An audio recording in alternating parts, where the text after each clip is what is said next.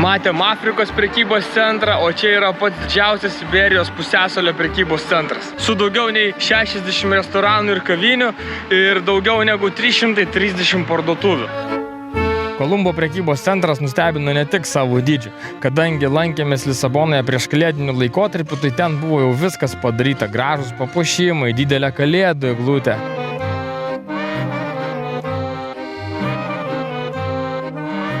Atskleista kalėdų eglutės paslaptis. Dabar žinome, kas yra viduje.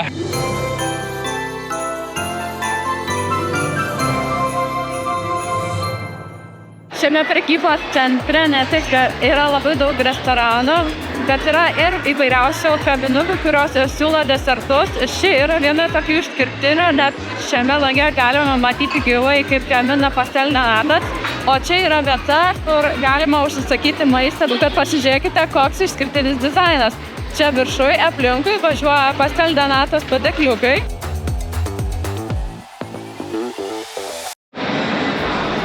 Atėjus vakarui atvykome į vieną iš ryšiniausių gatvių Lisabonoje, tai yra rožinė Lisabonos gatvė. Ši gatvė yra perdažyta rožinė spalva 2013 metais.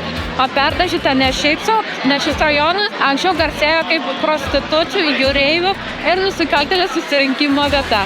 Atėjus vakarui ši vieta tikrai tampa sausakimša.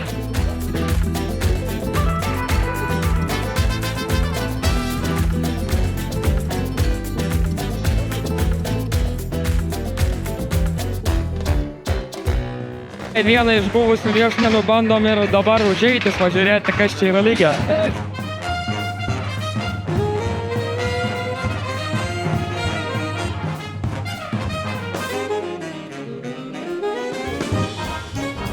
Čia toks kambarys, jį reikia praeiti, norint patekti į tualetų zoną. O tualetai savotiškas muziejus. Na, o čia puikuojasi visokios grožybės, primenančios anuos laikus, kai čia vykdavo kitoks gyvenimas. Užeinam pažiūrėti ir tualetą, kas čia viduje. Na, vienas toks įdomesnių tualetų. Na, bet įėjus į vidų viskas standartiškai. Visais laiptais kylam dar aukštyn į restoranų zoną. Tai čia po viena pusė restoranėlis. O po kitą pusę kažkokie buvusieji raudonieji kambariai. Stulpelis kaip ir pridera. Virginija, pašok.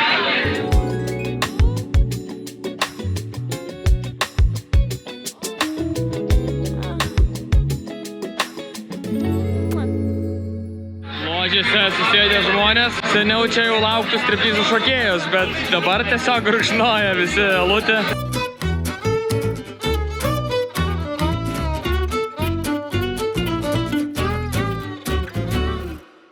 Tai bevaikščiodami su Virginija po naktinę Lisaboną visai netikėtai užėjom į kavinukę, kur atliekama fado muzika gyvai. Tai nereali patirtis tiesiog, kai tai atsitinka visiškai netikėtai. Čia ne tik groja gitaromis, bet to pačiu ir dainuoja skirtingi atlikėjai, moteris, vyrai ir tikrai pasiklausyti gyvos muzikos pirmadienio vakarą yra puiki savaitės pradžia. Užsisakėm arbatos po 3 pem, arbata tai tiesiog Lipton su pakeliais. Bet ta kaina čia kaip ir daugiau už muziką.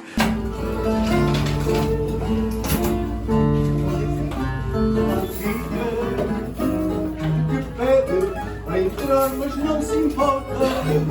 Bonita, de graça, Mariana. Ela no cabelo põe a fita. Ela numa sala por brincar. Tão bonita, nunca viu aquela fita. Galiausiai šiandien namo keliaujame su keltu. Lisaboną paliekam.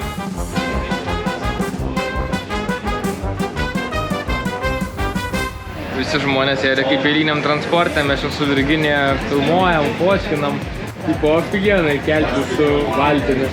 Vietiniams tai yra visiškai įprastas ir normalus transportavimosi būdas, pavyzdžiui, į darbą. Parplaukiam, štrauks trosą vyrukai, viskas. Žmonių tai pilnas keltas. Bet labai greit atplaukiam, net nepajutau.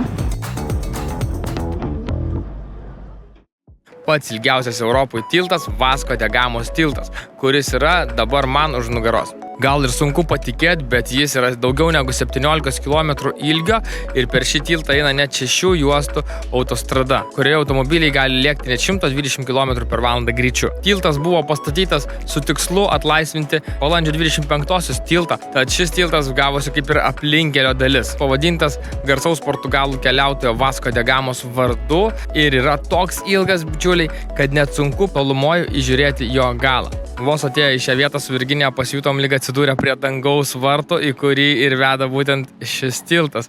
Aplinkui esantis rūkas, apačioje esantis ramus Tenho upės vanduo sudaro magišką atmosferą ir tiltas, kuris yra be pabaigos.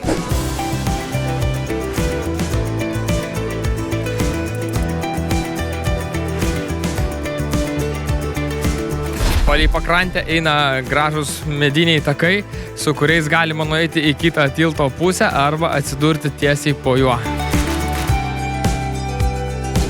Prie ilgiausio tilto yra ir pats aukščiausias pastatas, tai Vasco de Gama bokštas. Nuo jo atsiveria puikus panoraminiai vaizdai tiek į Lisaboną, tiek į šį tiltą. Ėjom ir atėjom prie pačio aukščiausio Vasco de Gama bokšto. Man asmeniškai šis bokštas kažkiek primena mūsų televizijos bokštą, bet išsikelsim funikulieriais į viršų ir pažiūrėsim, koks vaizdas yra iš viršaus. O funikulierius yra mokamas. Draugai, net 10 eurų kainuoja bilietas pasikelti aukštyn, turbūt tikrai verta. Užsidaro liftas ir mes po truputį kilsime aukštyn. Tai atsiveria panoraminiai vaizdai į Barceloną, Lisaboną. Wow. Čia dabar kol kas kylam, tai parodysiu daugiau iš viršaus.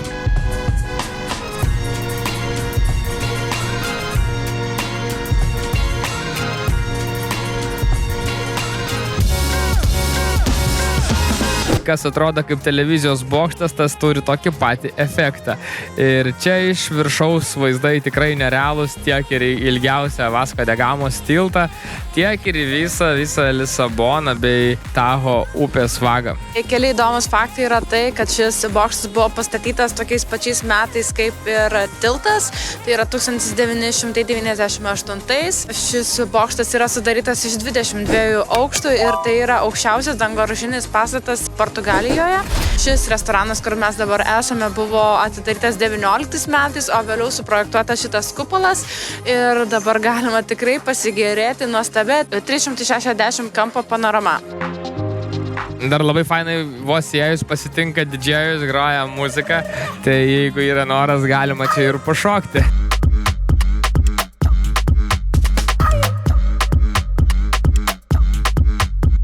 Sutinku su Audrium, atmosfera tikrai yra jauki, pilna augalų, šviečia saulė. Tai kažkaip jau ir nebegaila tų 10 eurų sumokėtų už kiekvieną bilietą, nes tikrai verta, tikrai fainai apsilankyti, ne kiekvieną dieną turi galimybę taip pakilti aukštai ir turėti tokio didelio miesto vaizdą savo po kojomis.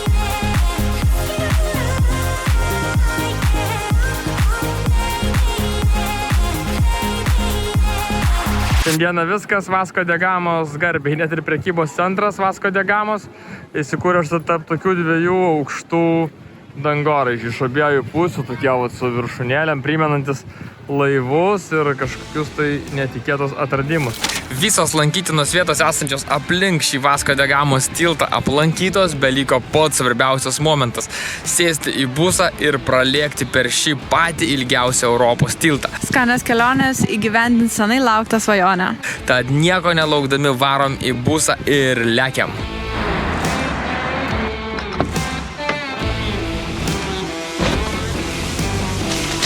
Nu ką, bičiuliai, būrės jau priešais mus. Pabaigos tilto beveik net nematyti. Na, bet grožimės vaizdu, kuris matyti.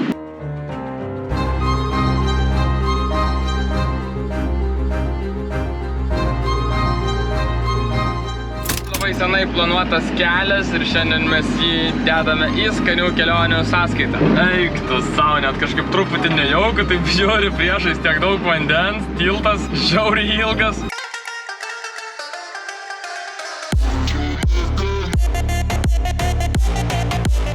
Ir štai toks kelias šiandien yra mūsų kelias. Šone matosi upė, ten tolumoj matosi bokštas, į kurį buvom pasikėlę. 3 juostų kelias, vienoj pusėj tikrai įspūdinga ir verta vieną kartą gyvenime pravažiuoti tokį tiltą, ilgiausių tiltų Europoje.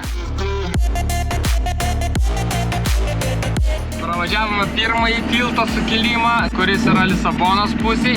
Dabar turime jau arčiau Setubalo, kitoj upės pusėje esantį pakilimą, kuris yra dabar priešais mane.